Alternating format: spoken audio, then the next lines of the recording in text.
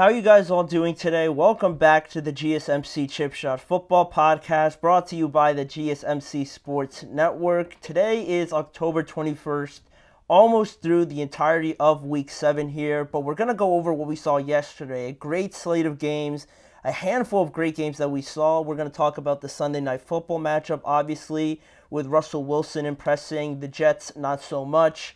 Then also we're going to talk about the Lions and the Vikings game, a great game from two teams that I believe are the best in the NFC. We're going to talk about Saquon's revenge game, and we're going to preview the two Monday Night Football games on tonight. That is what's on today's menu, so make sure to stick around for all of that. And before we get started, I'd like to remind you guys, if you want to be part of the conversation, want to make any questions, comments, or share your opinions, don't hesitate to do so. Your input is a big part of what makes this show great, and we thrive on your energy and insights. So if you want to make it absolutely sure that your message stands out and you want to be featured on the show, there's an easy way to do that just by using the new Super Chat feature. Just click the $sign at the bottom of the chat box to send in your Super Chat, and this way it guarantees that your message gets on the air, and it's also a fantastic way to support our channel. So we rely on your support to keep bringing you the sports content you love, and we always appreciate it when you guys are able to do that. So go ahead and let us know what you're thinking.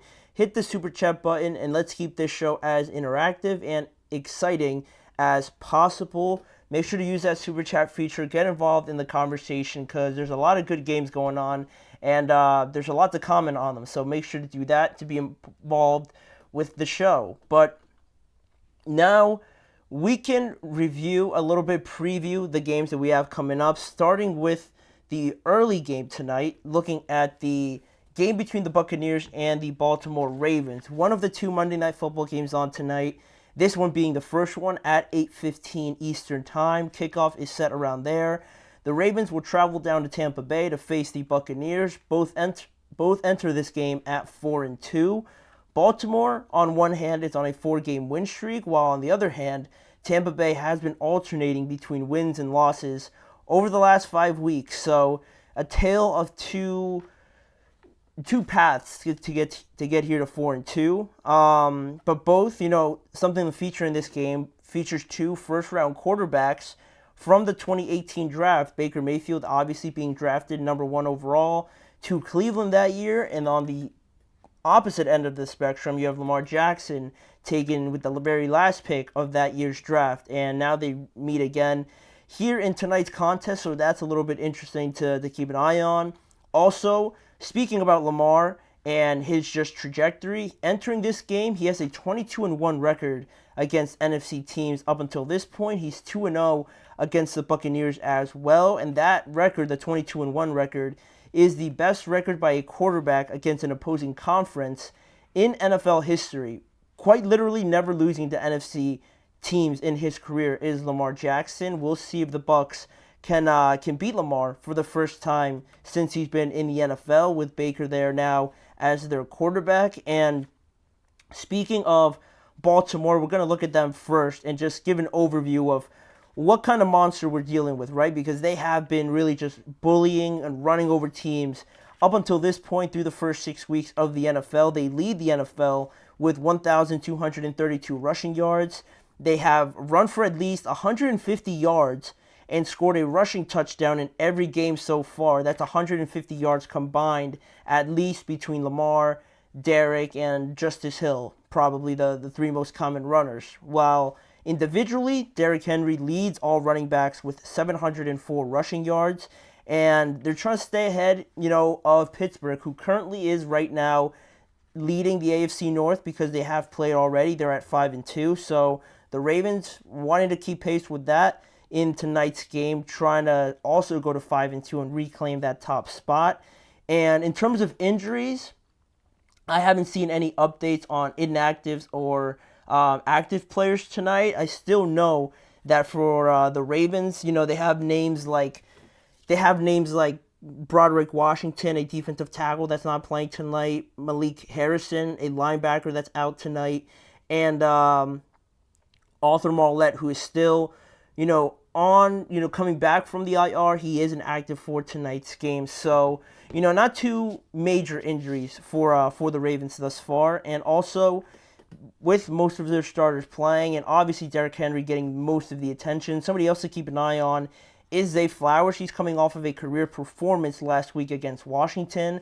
I think coming into this game, I would have tallied Zay Flowers as the number one wide receiver for them, and I think he's taken a more mature step this year, if that makes sense, right? I feel like he's more assured, and there's a better connection with him and Lamar, and it was really at his peak last week where they played the Commanders, and it was a pretty close game all in all, given the circumstance and how the game ultimately played out.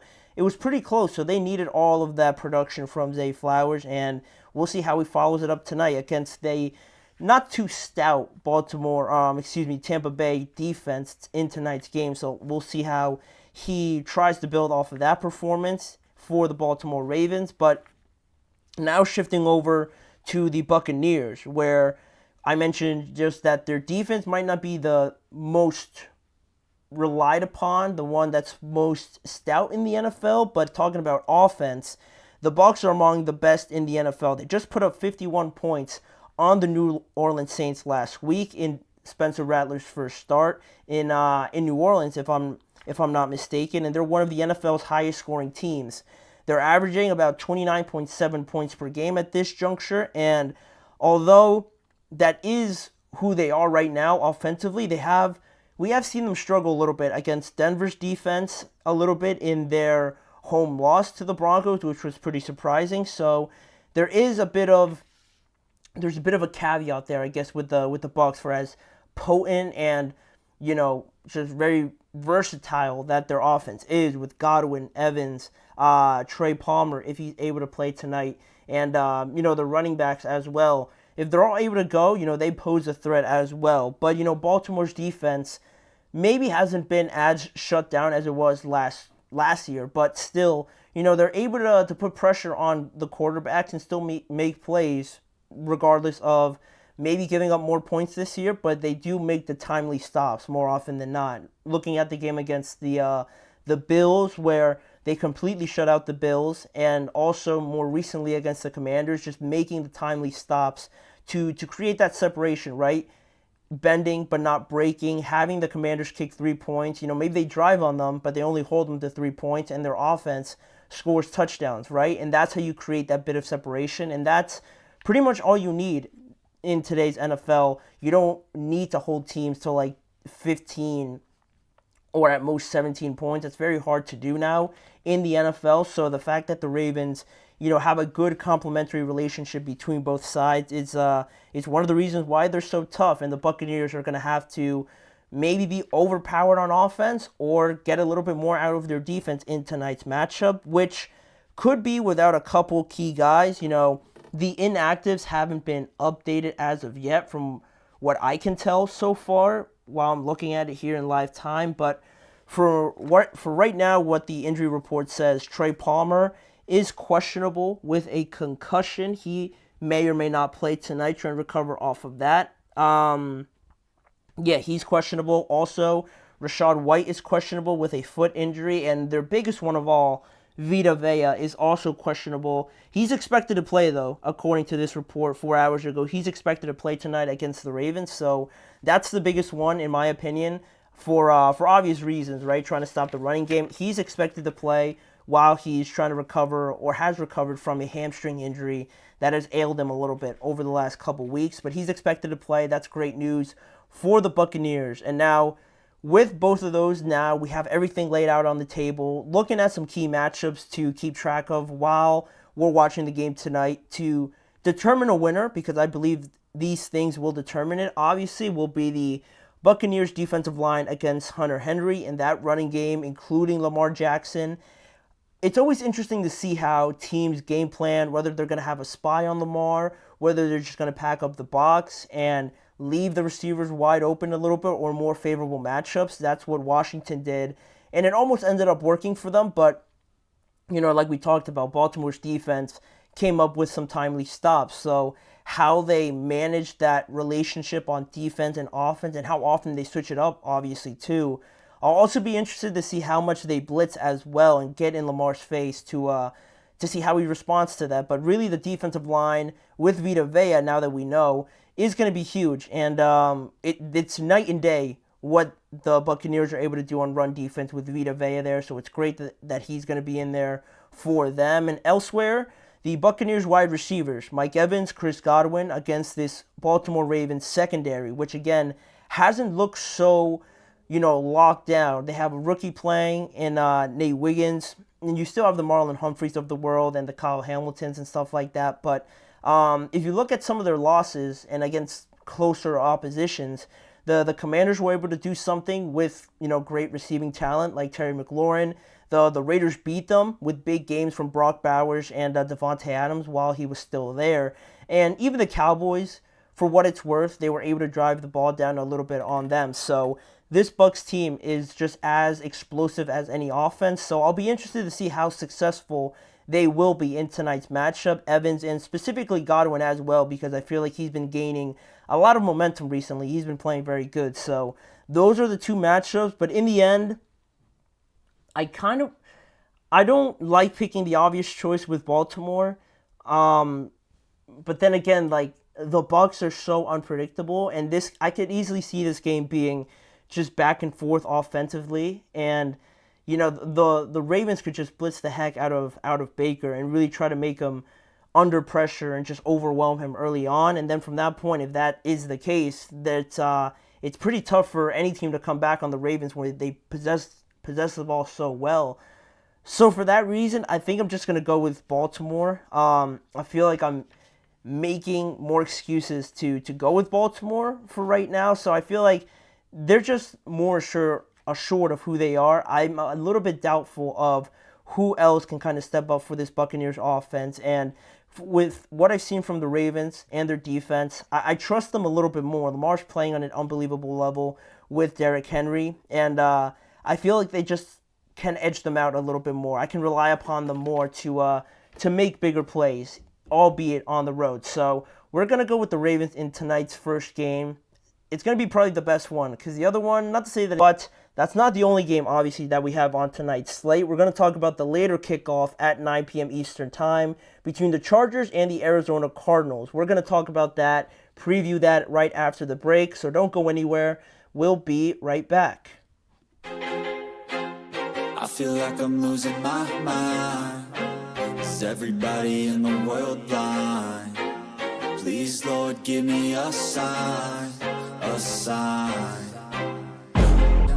I wanna be the greatest. Everybody on the fake shit. I look around and feel like everybody is the fakest. I make this every day and I'm impatient, hoping one day I blow up from the basement. Statement, the top is so vacant. I don't hear shit that I think is amazing. Waiting for my day when I'm playing sold out shows for 1,000 faces. Hey, give me that crown, get in my way and to be put down. It ain't your place, all this my town. If I want that shit, then I'll get it right now.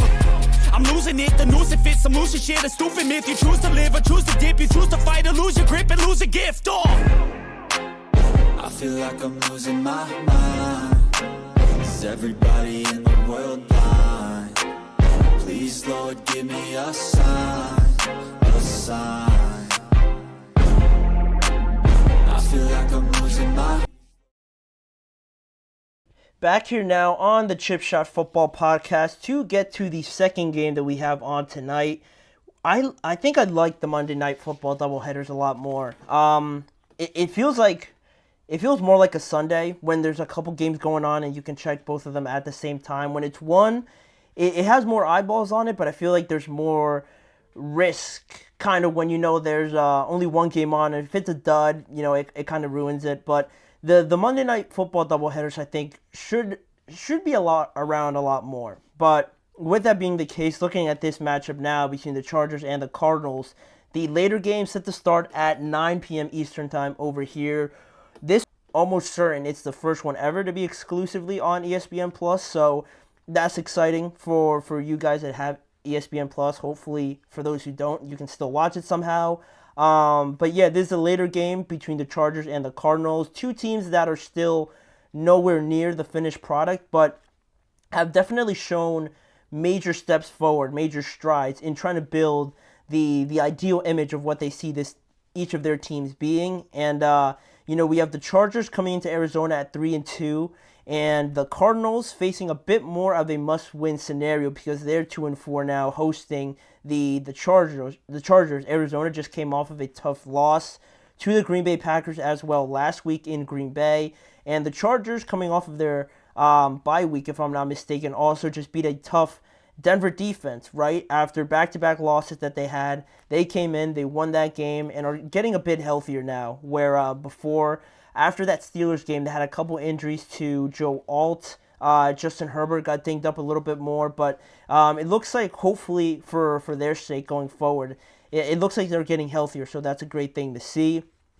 Also, like I said with both of these teams, both of them, especially the Cardinals, because the Cardinals are a bit more of a,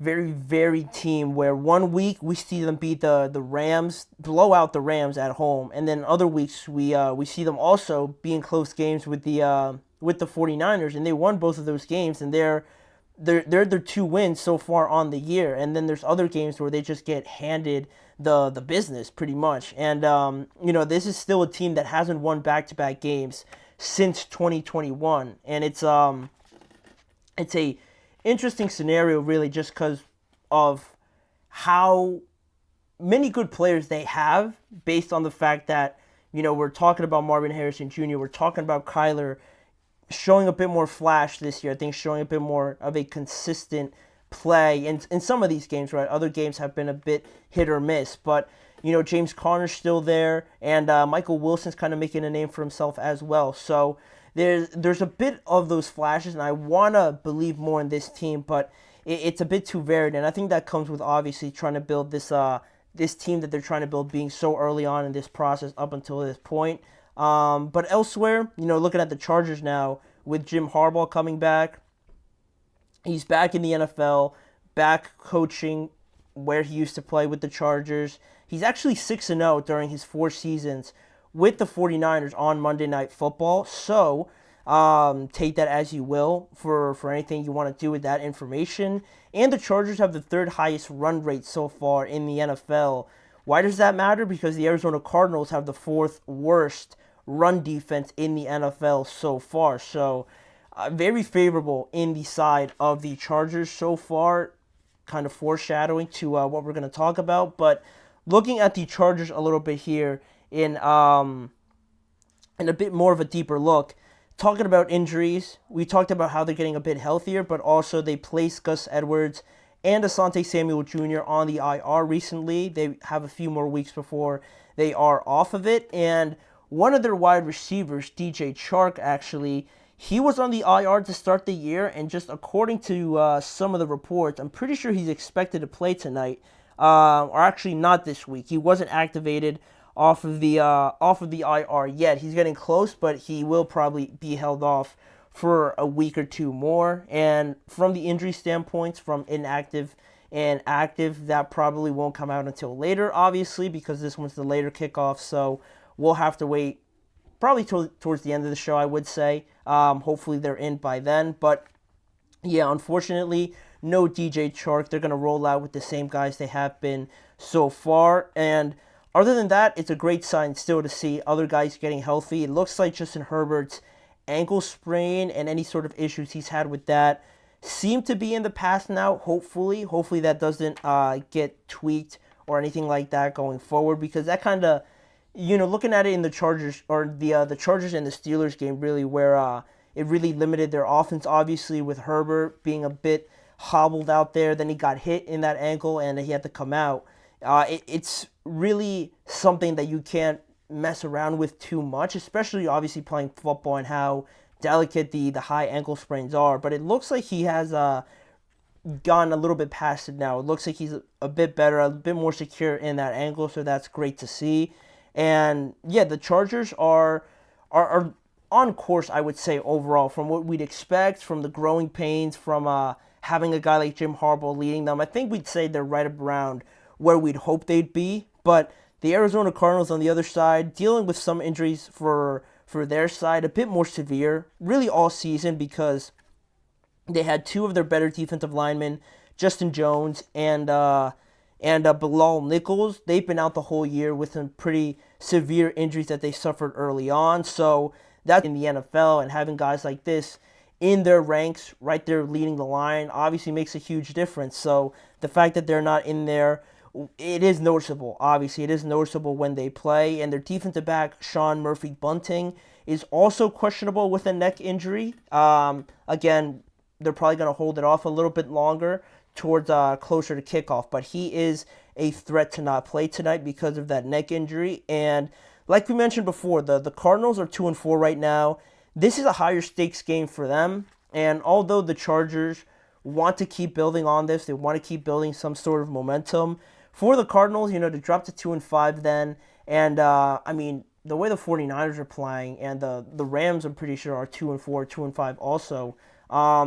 It's not totally out of it with how up and down that division has been, but you can tell when you're looking at the Seahawks or even the Rams to some extent, and definitely the 49ers, that you can see a clearer picture of what they are as a team or what kind of philosophy, identity they want to have. It's not really the same with the Cardinals, and to fall to 2-5 and be further in a hole, I think that would be a lot more devastating to them than it would be for the Chargers to lose tonight. But the Chargers, they can drop a game here or two. It hasn't been overly convincing, but at the same time, I feel like a lot more assured of who they are as a team. And why I say that also is because you look at this team, and something that I wanted to point out certainly was the fact that so far through the year, you look at these two splits, 127 pass attempts to 153 carries for the Chargers, and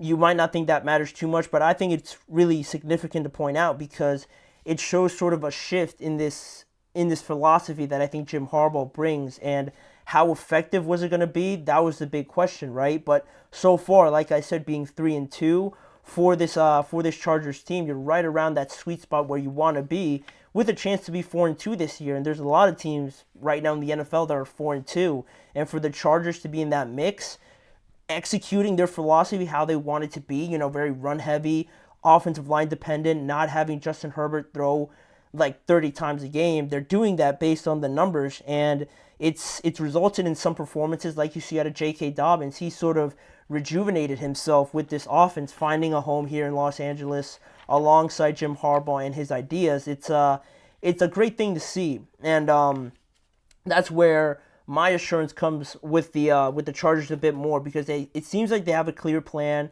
They've been adamant about it, and they're executing on it at all fronts. So that's why I'm feeling a bit more confident about the Chargers tonight. I am going to predict them to win, just because, again, it feels like they're just on a different level right now. They've hit their stride a little bit more than the Cardinals. I'm sure the Cardinals, you'd think they'd be favored at home because they've gotten some big wins at home. They blew out the Rams at home, and still, it's the Chargers' way of controlling the pace of play. They only really logistically have to focus on Marvin Harrison on that offensive side of themselves. It's Marvin Harrison Jr. It's not like the Chargers who have, to be fair, the Chargers don't have guys that jump out of the page either, but you know what I mean. I feel like the Chargers know a little bit more of how to get the ball to their guys. They scheme them open, per se, rather than the Cardinals do. It looks a bit cleaner for them. But looking at the key matchups here to explain why I could feel a little bit more comfortable about the Chargers is a matchup between James Conner and the defensive line for the Chargers, because this offense is so hit or miss, because it's so hot and cold at times for the Cardinals, whether or not they can get the ball to Marvin Harrison Jr., they're going to need a guy like James Conner to play better, quite honestly, because he hasn't really been as dominant as he has in maybe a game or two here, but it hasn't really maintained a steady level all year. And James Conner, funny enough, on Monday Night Football, he has 6 touchdowns in 6 Monday Night Football games, 3 of them being with the Cardinals. So it gives you a bit more hope there for the Cardinals to keep it close, because James Conner just performs pretty well on Monday Night Football. So that'll be a matchup that, if the Chargers also win that one and they're able to control the game through their running game, it's going to look very one-sided if the Cardinals can't even fight back with their own running back. So that'll be one to keep track of as well as the Chargers wide receivers against this secondary for the Cardinals, because last week we saw the Packers have really no issue throwing at will wherever they wanted to all over this secondary, and they got out to a big lead because of it. So are the Chargers able to do the same thing? Do they want to do the same thing? Or maybe they just want to pound the rock with the running game and kind of beat them up that way and then open up easier throws. It'll be interesting. It's not going to look like the Packers' way of attacking just because the Packers are so pass heavy, but it's something to keep track of because then you're incorporating motions, play actions, and how the secondary reacts to that, how disciplined they are to their assignments, and not being too focused on getting caught looking in the backfield. It's all revolved around this matchup, the Chargers wide receivers and the secondary for the Cardinals. So those two are my key matchups. I said I'm going to pick the Chargers to win on the road. I like their style of play a bit more, and it's the run-heavy teams that I feel like have a bit more success, and that's what the Chargers are trying to be. They've been pretty successful, so I think it continues in tonight's game. We got the Chargers in one game, predicting them to win, and like I said before, the Ravens will win the other game. We'll see if both road teams win in those matchups like I am predicting, but moving past the games tonight and backtracking to Sunday, we got 3 games I wanted to go over to start the week, while obviously looking for the rest of the week and recapping some more games because there were so many you couldn't fit them all in today's show. We're going to start off with the Sunday night football game that we saw last night. A pretty surprising result for both sides, right? The Steelers actually winning and Russ looking very good. And surprising on the other side, I'd say, too, because the Jets, with the reunion and everything and everybody feeling good, the way that they played was very surprising as well. So we're going to break that all down, and I'll give you guys my thoughts on it when we return in just a few seconds. Looking for your daily fix of sports talk without having to pay for it? GSMC Sports Network is available on YouTube. Just search GSMC Sports Network. Get your fix of daily sports talk shows on YouTube, absolutely free. NFL, college football, NBA, MLB, MMA, UFC, fantasy football, and so much more. GSMC Sports Network has shows running all day long, with new sports shows starting every 2 hours. Just like on your favorite cable sports channel, except GSMC Sports Network is absolutely free. Just search GSMC Sports Network on YouTube to catch one of your new favorite shows, like the GSMC College Football Podcast, Chip Shot Football Podcast, Hoops and Heels Women's Sports Podcast, GSMC Basketball Podcast, and so many more. Check it out for yourself. GSMC Sports Network, now available on YouTube absolutely free. Search GSMC Sports Network on YouTube right now.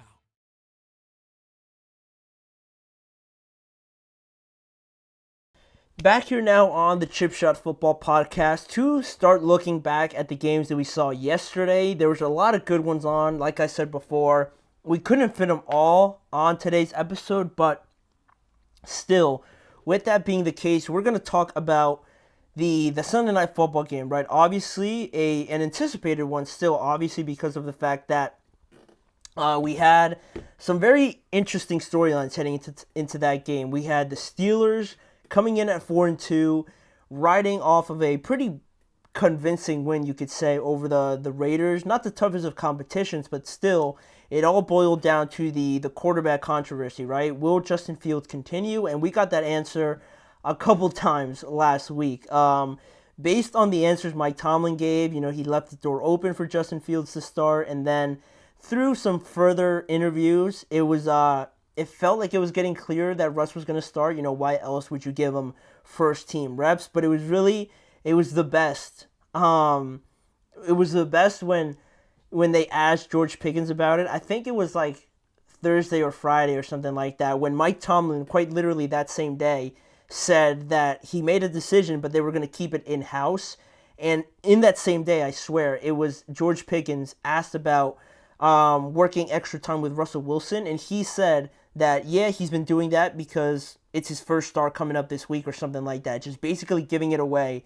The same day that Mike Tomlin just said that they were going to keep it in-house, just a complete, face-palm moment there, from George, dang, like George, you couldn't just, say it a different way. But regardless of the fact, it was pretty obvious, all George pretty much did was confirm it, but it was just funny how it all played out there on that same day. And it was Russ's first start as one storyline but also the reunion between Davante Adams and Aaron Rodgers. What everybody thought would be a seamless transition, just a Green Bay 2.0 from what we saw the last few years. It really wasn't that at all. It really struggled to get going. Russ, in his first start for the Steelers, spoiled the reunion for the Jets and Rodgers and Davante Adams.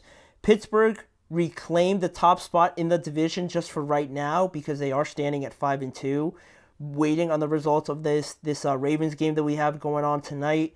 Also, while the Jets lose their fourth straight game in a row, they fall to 2-5, the opposite of the Steelers, and they're one game away from last place in the AFC East, which is insane because if you look at the chain of events from the beginning of just this year, if you would have told anybody that the Jets would have fired Robert Saleh, brought in Davante Adams, and they'd still be 2-5, it would just be like, what the heck would have happened in those 7 weeks for all of that to be true? And now that we know, it doesn't take away from how just spontaneous and just crazy these last couple of weeks have been for the Jets, trying everything, a lot of different, attempts at solving this problem that they have with their offense, and none of it has really worked so far. And it is unfortunate just because I want to see this work because I didn't hate the Davante Adams trade. I just hated the fact that they were playing the Steelers the first week. Like, they couldn't have waited one more week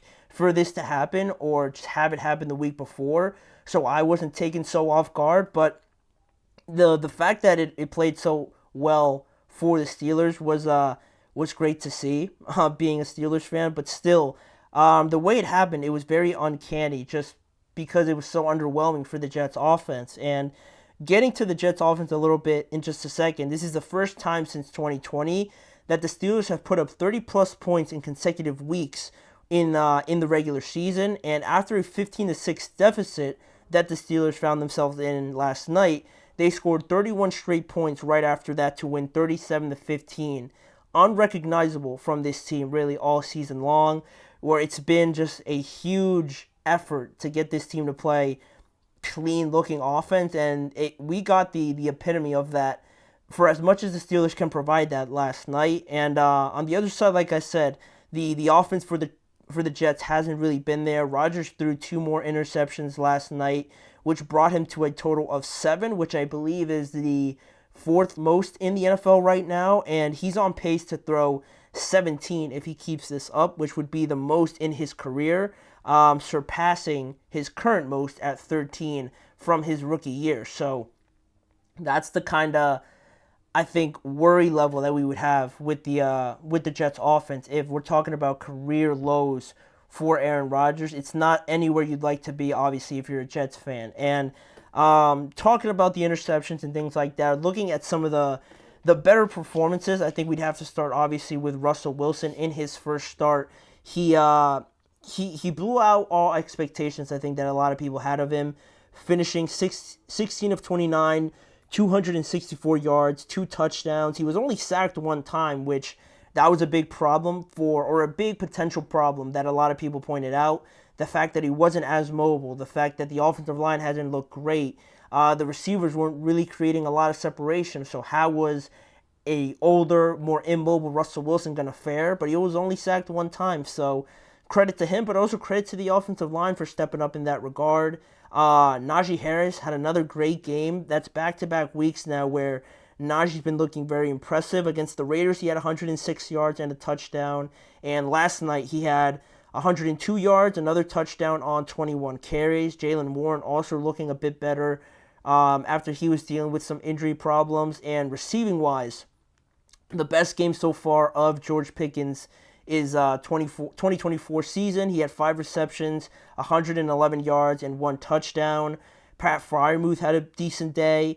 Calvin Austin only had 1 reception, but I feel like it was made more of an effort to get him going. Van Jefferson finally contributed with a touchdown on a nice play there in the red zone. It all looked very efficient, so credits for the Steelers for that. While on the other side, the Jets not as explosive as you would have thought, just in the short term of seeing Davante get there and having all these high hopes. Aaron Rodgers finished 24 of 39, a touchdown, 2 interceptions. He was also only sacked 1 time, while Breece Hall started off very well. He had a great day receiving-wise. He had 6 receptions for 103 yards, and on the ground, maybe not so effective, 12 carries for 38 yards, but he scored a rushing touchdown as well.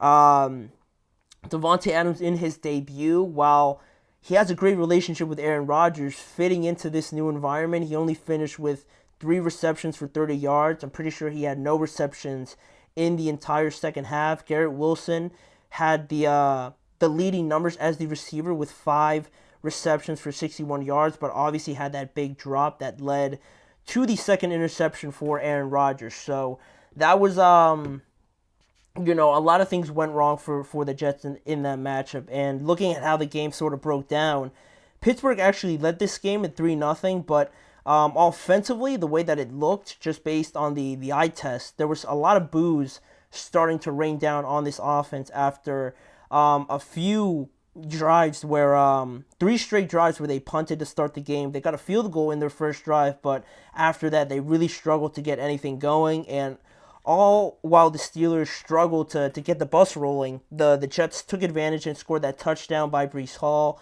Now they led it 7-3, and then to make matters worse, the Steelers only respond with another field goal while the Jets drive down and Aaron Rodgers throws a touchdown near the goal line to Tyler Conklin. And that whole weird scenario with the challenge flag, whether or not Breece Hall scored, Jeff Ulbrich throwing the challenge flag on the field, Rodgers throwing it off the field. It was all very weird, and I didn't think it was such a big deal that the Jets weren't going to score, and they converted anyway, and they led 15-6 in that first half, or in the second quarter actually. Then Pittsburgh punted after that drive, and it looked like at that moment where Pittsburgh punted again after the Jets had just scored, to me, watching the game, I'm thinking, this is pretty much it here. If they score a touchdown, it's going to be an early nail-in-the-coffin sort of game, right? Because if they score and they go up to, 22-6, I would have found it very hard for this Steelers team to come back. But what was huge about that was that interception by Beanie Bishop over the middle of the field that obviously from that point on led to a touchdown by the Steelers. It was George Pickens, if I'm not mistaken, on that nice fade route. Great throw by Russell Wilson to get George Pickens in the end zone. And instead of being 22-6, it's 15-13 going into halftime. And it's a huge deal. It's a huge deal, obviously, because of that. And then the same thing occurred in the second half. After Pittsburgh started with a field goal to take the lead, 16-15, Rodgers threw another interception, like I said, a very costly one by Garrett Wilson. It just hit him in the chest. It popped up, and Beanie Bishop is there once again to catch his second interception, and he was able to return it almost all the way before Davante Adams hawked him down like DK Metcalf hawking down Budda Baker on that one play. He brought him down on the one. Russell Wilson scored a rushing touchdown, so the Steelers took a very surprising 23-15 lead and a huge swing of momentum.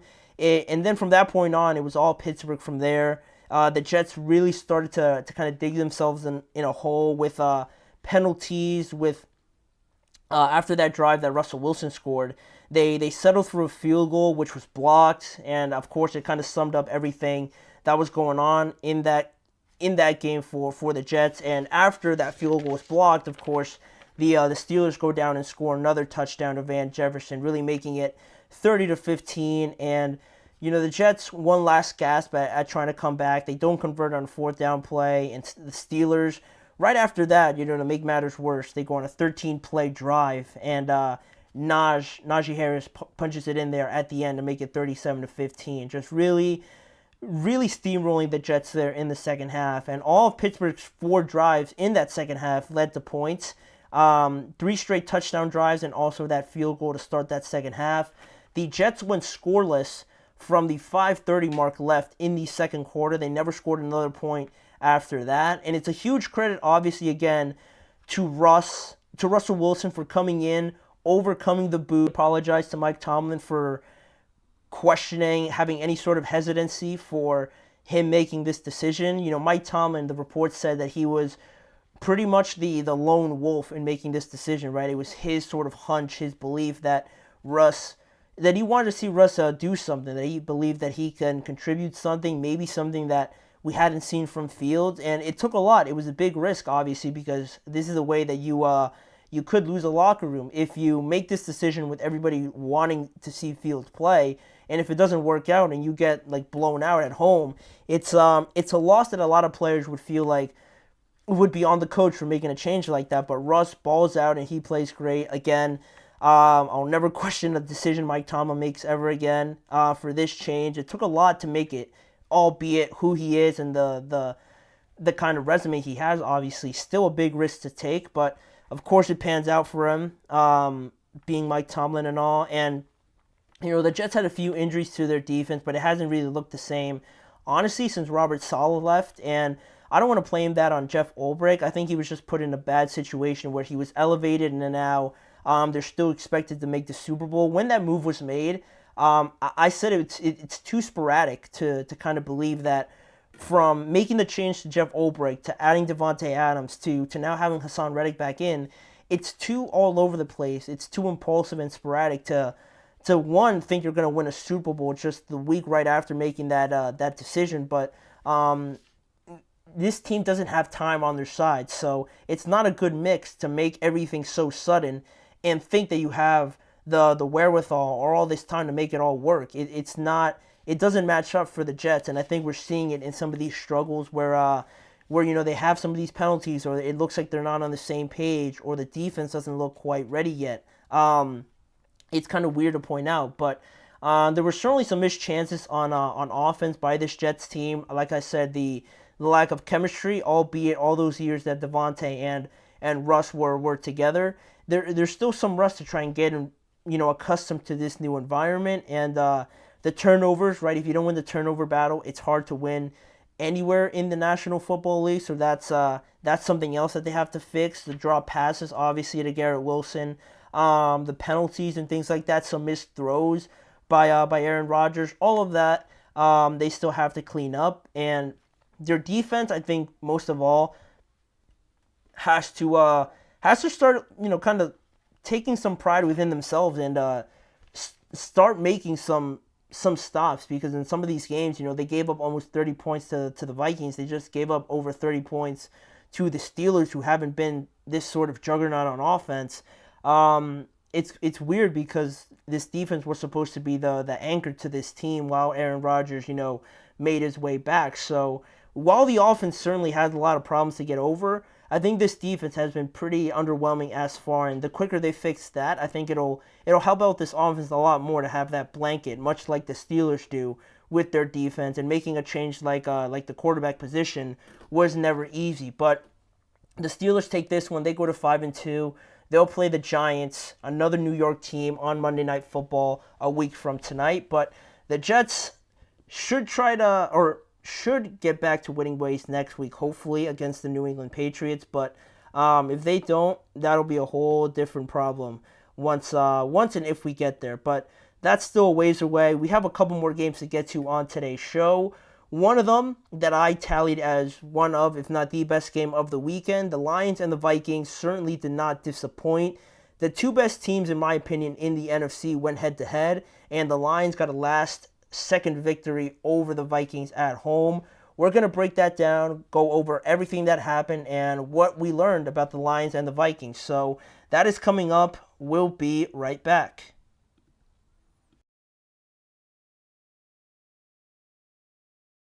For the best and latest podcasts available anywhere, go to the podcast app on your cell phone and type in GSMC to access free content-rich podcasts on health and wellness, book reviews, sports, entertainment, relationships, social media, movies, technology, finance, and even weird news. Subscribe and download the GSMC Podcast Network's family of shows, available everywhere podcasts are found.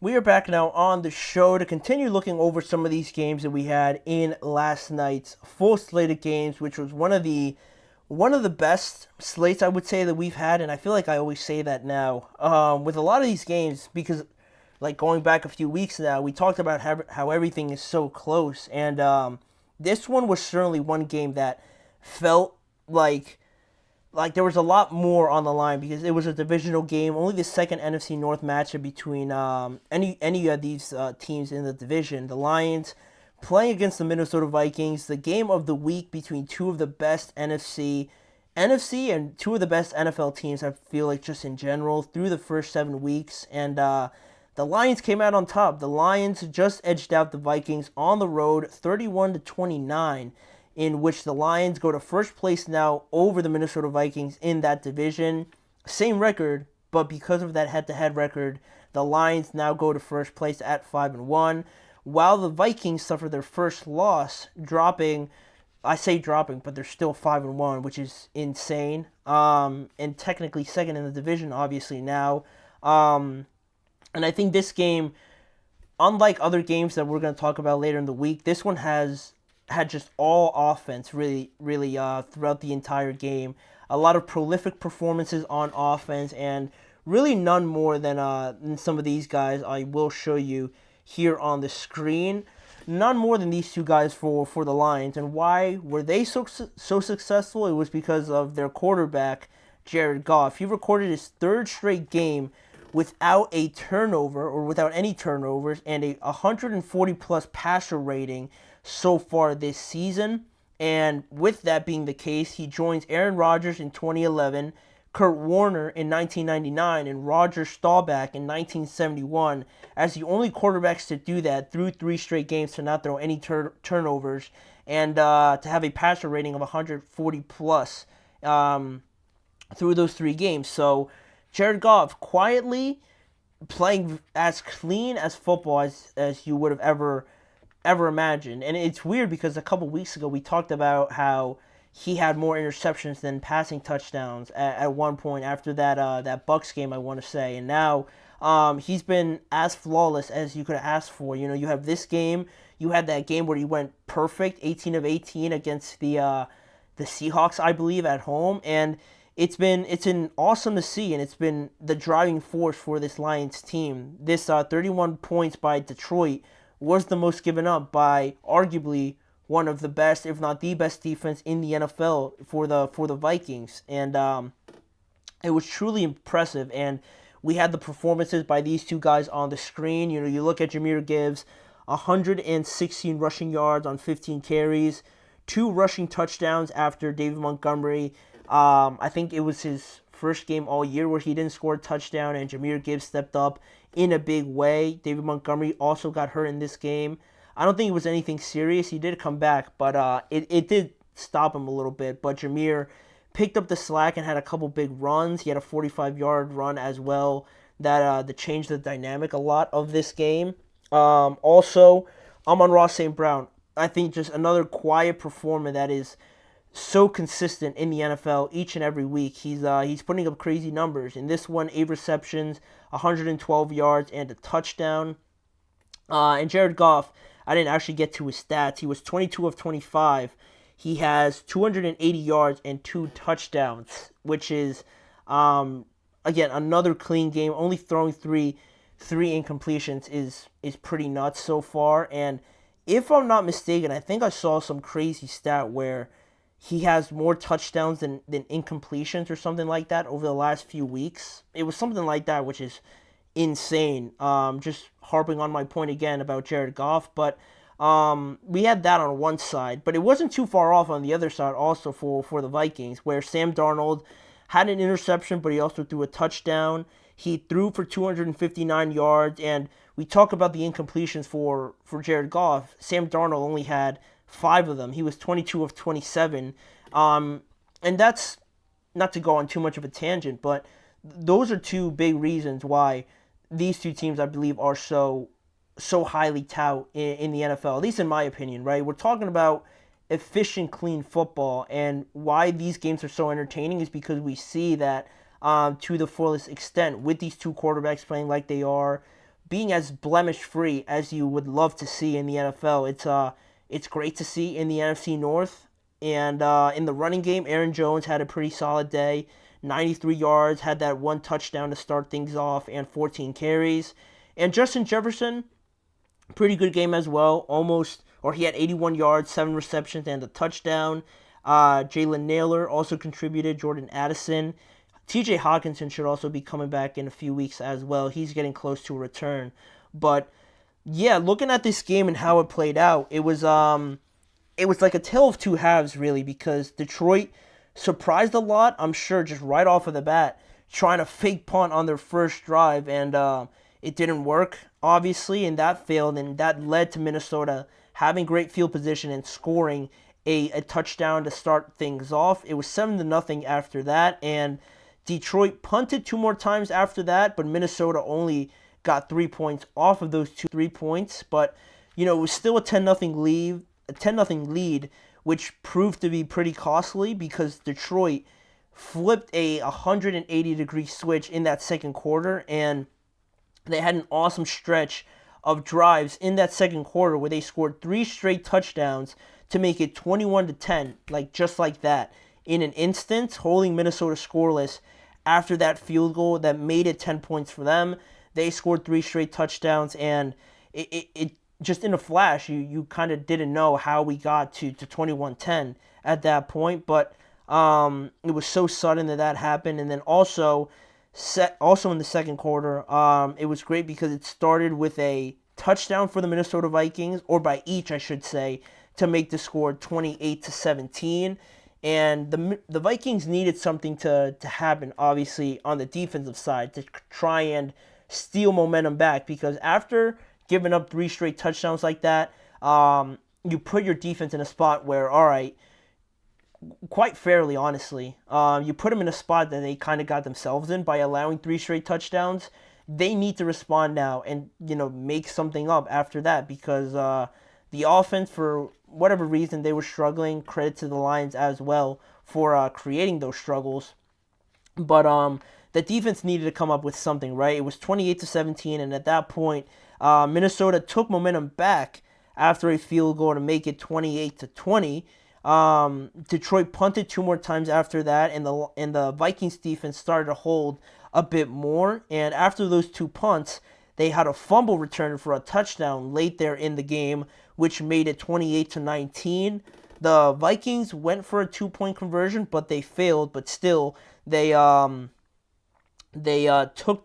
hit a field goal, made it 28-23, and then they had that touchdown on that fumble return, making it 29-28. But Minnesota, albeit, they had the lead. Obviously, the ball went back to the Lions. They forced the Lions to punt again, but at that point, Minnesota could have drive to be the last one, right, and just put it to bed, but they couldn't convert on a third down throw that Sam Darnold couldn't hit Justin Jefferson. So they left a lot of time. They went 3 and out. They left 2 minutes and 41 seconds left on the clock as they punted the ball away, obviously being in bad field position. But Detroit took advantage of that fully. They went on an 8-play drive, and they finished it off with a game-winning field goal that ultimately got us to 31-29. And you look at that 2-point conversion right off of the bat, and you might think, well, if you hit that, obviously this game's tied. But I didn't think that was a huge deal because they probably would have lost anyway if they hit it. If they hit that and the 2 drives end up like they did with the Lions punting and the Vikings also punting, this is still like a tie game anyway. So I didn't really think that was a big deal. But the second to last drive, like I said, was really crucial to me because in that moment at home and everything like that, knowing that you just basically almost took away their last gasp of air trying to come back into this game, and you have the ball ideally last in that situation and you try to convert a first down, it was a failed moment for me, just because if you're not going to convert, if you're not going to get into field goal range or anything like that, at least take some more time off of the clock. But again, credit to Detroit's defense for making it hard on the Vikings, but it was a quick 3 and out that I feel like really gave the Lions life, and they obviously took advantage of it by having then the last drive officially of the game and kicking that game-winning field goal. But it was it was too quick, especially because the Lions only needed 3 points to win the game. It went too fast for me. But what I found really impressive from the Lions goes back to those 3 touchdowns that we saw in the second quarter, because all of those were not only touchdowns, obviously, right? But they were all 5+ plays drives. They were all 5 or more plays in each of those drives, and they were each 69 or more yards for each drive, which really is asserting your dominance. 3 straight drives and kind of punch back in a major way after you're down 10-0. It was probably the best offense in the NFL. I don't think that's too crazy to say. And it's constantly also finding those answers to the blitzes, which the Vikings are notorious to doing. A lot of different looks that they give at the line of scrimmage. And for the Lions to be so well prepared to find the answers and find quick receptions to each of those blitzes is another reason why, Ben Johnson and just this offense that they built with Amon-Ra, with Jameer, and the best offensive line in the NFL. It's hard to think of a better situation. And also in the defensive end, I can't fail to mention Brian Branch, who has been playing amazing. If you don't know who that is, number 32 for the Lions, a safety sort of slot corner that does it all for them. He had an interception in this game, and he's just been playing great as well on the defensive side of the ball. But I think at this point, I would say that the Lions are the best team in the NFC. Before this, I picked the Vikings to win this game, so they would have been the best team in the NFC. But from what I saw from the Lions, standing up to this defense, they're probably the most complete team in the NFC, or they just have such a powerful offense that it's hard to beat them, even if they do give up like 29 points or something, or even more points against the Seahawks. It almost doesn't matter. But I'm not giving up hope or mailing it in on the Vikings. These two teams are probably the 2 best in the NFC. And arguably the Packers are the 3rd best, which is insane for how good that division is and how good the Packers are looking. All of those games are going to be awesome. They're probably all going to end up like these scores and these kind of numbers that we have for these players. But the Lions take this one. The Vikings beat the Packers in a high-scoring game. Now they lose a high-scoring game to the Lions. And once the Lions play the Packers, it's probably going to be more of the same, which is going to be awesome. But we'll leave that game there. One of the best games that we had in the slate yesterday. But we have one more game to go over.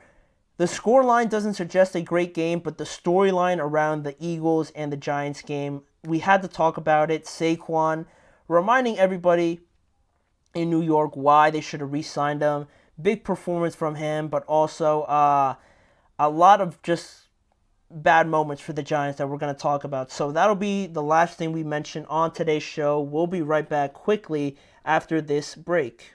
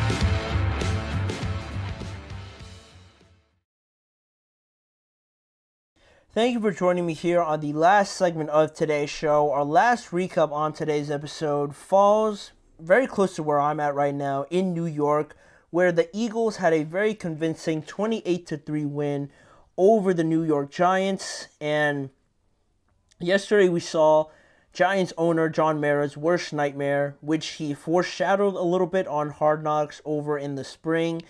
His worst nightmare came true yesterday as his former franchise player, ran all over them at his former house as well. And Philadelphia now wins back-to-back games off of their bye week to go to 4-2, while the Giants lose their second straight game to fall to 2-5. And on Saquon Barkley, obviously, it's funny because that quote is going to be so famous, right, by John Mara when he's talking to General Manager Joe Schoen, and he said that he's going to have trouble sleeping at night if Saquon ends up in Philadelphia, and for good reason, obviously. I think anybody that knows anything about Saquon, about the Eagles, and the amount of talent that they have, for this situation to happen, and for it actually to become true, everybody knew what was going to happen, right? I'm sure Saquon was probably the most bet-on person to score yesterday, because you knew exactly what this was going to be, and for, again, the Giants to just let him walk out the door, and for them to be salty about him joining Philly, if you were going to feel hard about that or feel some sort of ill will against Saquon, like a lot of Giants fans did, burning his jersey and everything, don't let him walk out the door. Don't let him leave that building, being unquestionably the best player that organization has had for a while. Who else can you really blame except themselves for letting a guy like their franchise player walk out the door? And their owner, John Mara, knew what was coming. He knew how bad this could be, and he was forced to watch it in his own stadium yesterday, which was like you can only imagine what he was going through. You could feel bad for John Mara too a little bit, admittedly. But looking at the game that Saquon had, right, looking at the performance that he showed and reminded his former team of what he was capable of. 17 carries for 176 yards and 1 rushing touchdown. He probably could have had 4 if they didn't push like 2 or 3 times, but I'm sure they probably didn't want to rub it in their face too much in New York as well. Saquon almost had a career high in rushing yards. His career high is 189 back in 2019 against the Commanders, but he was basically almost there, and it was, again, something I'm sure we all saw coming, which was not great for the Giants also. Also in this game, the Eagles recorded 8 sacks to the Giants 4, and the first quarter was just a sack fest of defensive performance. Just nothing was going on in that first quarter. It wasn't too exciting, but for as bad as the first quarter was, the Giants overall continue to be pretty bad at home. They have 0 wins at home in their last 4 games and only 1 touchdown scored. And I think the stats everywhere where Daniel Jones, I think, has 640 something days or something like that since he's contributed to a touchdown at MetLife Stadium. That combined with the game that Saquon had, I think just writes the story itself about the decisions that the Giants have made internally and building this roster, letting a guy like Saquon go. All those stats is just constant reminders, right, of what could have been, probably what should have been, and things like that. So it's crazy just that this is so real, that this is the kind of reality that we're living in. Now the Giants are going to have to live with this, for the next 3 or 4 years while Saquon's there. But will Casper Pitts or Njoku the rest of the season? Probably. Njoku had a pretty decent game, but the Browns, not looking great for them. Maybe, I said that, but I think I might go with Njoku. I think they're, for as weird as it sounds, for a team like the Browns, 1-6 now, I believe, guy like Jameis or DTR playing, I feel like they'd use Njoku a bit more. I don't think that was just a fluke, so I would go with Njoku. I think Pitts has too much talent around him to really put up crazy numbers, and Njoku's probably their best receiver, so I would go with Njoku. But here to just recap this game quickly, both defenses, like I said, showing out in that first quarter. 6 punts between the both of them to start off the game. It wasn't until the second quarter where Saquon broke off a few big runs to get the Eagles offense going. Saquon scored the first touchdown, making it 7-0 on one of those big drives that he kind of got going. And Philadelphia added on to Saquon's first touchdown the very next drive with a touchdown to A.J. Brown, a 41-yard touchdown to make it 14-0. And it really didn't get too much better from there. Out of the Giants' 12 possessions that they had, they were all punts except one field goal that they got, obviously the 3 points. And Jalen Hurts ran 2 more tush-push touchdowns in during the second half, making it 28-3. And Daniel Jones was yanked in the fourth quarter. Afterwards, he said he wasn't too happy about it because he just wanted to be out there. But, I mean, at 28-3, the way that things were going, I didn't think it really mattered who was out there. But Daniel Jones wasn't too happy about it. But Brian Dable did clarify that he is going to be the starter going forward if there was any doubt. I'm sure there is doubt, obviously, when he gets pulled. But Brian Dable made sure to calm all those concerns down, and he will be the starter going forward. But Daniel Jones was not a fan of getting pulled. But this was surprisingly the Giants' lowest points scored all season, even worse than the performance they had in Week 1, where they only scored 6 points. They were only able to score 3 points. Their 2 lowest point totals of the year so far have been at home, which is pretty insane also. But for the Eagles, a bit more positively, back-to-back games where the Eagles defense hasn't allowed a single touchdown, albeit against the Browns and albeit against the Giants. Still, I'm with the game against the Bucs and whatnot and not really getting any pressure. It looks like they're getting a lot more of it from a guy like Bryce Huff, right? We're mentioning him a lot more. Jalen Carter imposing his will a bit more. They're getting a lot more from their pass rush, so it's making it look a lot better. And the run defense has been pretty good as well. But what stood out the most to me, other than the fact that, this is the most Giant thing to happen for the Eagles, is that they need to carry on going forward being this relentless with the running game, right? Not just for this game, because obviously you want Saquon. There was a little bit of that personal relationship right there because you wanted Saquon to have a good game. You wanted to give him that pity game ball like it has been thrown around in the NFL, where you play a former team, head coach, assistant coordinator, or something like that. Former player plays their former team.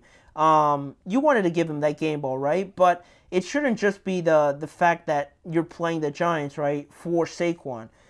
In this game, it was 45 carries overall for all runners compared to 15 passing attempts. And it doesn't have to be so egregious like that, but I think definitely this Eagles team should favor the running game a lot more going forward. I shouldn't really see Jalen throwing 10 or 15 more times than they run the ball in any circumstance because of what this team has shown to be so far through the year, right? If you, of course, you never trailed against the Giants or the Browns, 2 bad teams, all in all.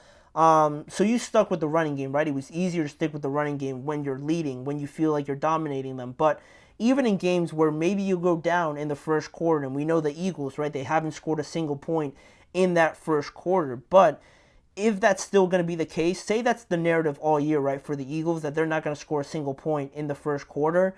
If you run the ball, and you're going to be good at running the ball, right, because you have Saquon, because that offensive line is so good. If you don't score points in the first quarter and you just go on these long drives and you just wind the clock down, at least you don't fall so far behind where the game against the Bucs or other games where you're playing better opposition on the offensive side of the ball. If you're not going to score in the first quarter, at least run the ball yourself to give yourself a chance to stay in the game longer. And then as you get more into the game, you get more out of A.J. Brown, Devontae Smith, and all these great weapons that you have. At least you're not trying to chase the game that you're down 3 or 2 scores right at that point. Because if you run the ball pretty significantly and pretty effectively as well, you at least kind of create some momentum that way. And even if it doesn't work out the first couple of drives, keep trying it, because if it just makes it a lot closer rather than going quick 3 and outs. Your defense is back out there on the field, and maybe they just don't have it that day, and then you find yourself down 17, 14, nothing, and you have Jalen pass the ball a lot more, and then it becomes predictable, one-dimensional, and it leads to bad performances. A lot of criticism falling on Jalen, where I just feel like they need to be more relentless with the running game to to give themselves a better chance. And they're going to score in the first quarter, obviously, eventually, but they need to help out their defense as much as possible, especially with their defense showing a bit of life now. The more they run the ball, the fresher they are. And maybe they build up these leads now if they run the ball a bit more, giving their pass rush that free pass to kind of pin their ears back and rush the passer freely, knowing that they have a lead to play with. So I feel like all of that has to do with the running game. And again, it doesn't have to be 45 carries to 15 passing attempts, but if it does have it be more in favor of the running game, if you have 5 or 10 more carries each and every game than you do passing attempts, I wouldn't be surprised if they're within a score in a lot of these games, or if they win a lot of these games for that reason. And, this game, they're not going to take too much. Game really is something that this Eagles team should really focus on. If they carry that on going forward when they're going to play Washington and, the Cowboys in some of these games, and I don't know who else they have on their schedule, but it's really going to help a lot. I truly believe that for this Eagles team, getting their offense more of a groove, it should be something that they should take advantage of a lot more going forward. But this was a good win for them. They're 4-2 now, trying to keep pace with the Commanders. But that'll be all that we have on today's show. Thank you guys for joining me on today's episode of the Chip Shot Football Podcast, brought to you by the GSMC Sports Network. Make sure to tune in to all the shows each and every weekday at 6:30 p.m. Eastern Time. Like, follow, and subscribe to the show, as well as following the network on all forms of social media. And if you want to see more of this show, not just the live shows, check out both YouTube channels, the GSMC Sports Network channel and the GSMC Podcast Network channel, for a lot more content around the NFL in a variety of different ways. But we'll be back tomorrow, same time at 6:30 p.m. Eastern Time, to fully recap both Monday Night Football games and talk some more about the games on Sunday with myself, Manny Maradiaga, as your host. Thank you guys for joining me, and we'll see you guys all back here again tomorrow to fully recap Week 7 of the NFL.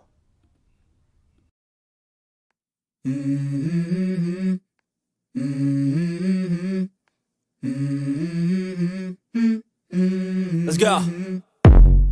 I wake up to a little bit of drool on my pillow, feel like it's gonna be a bad day.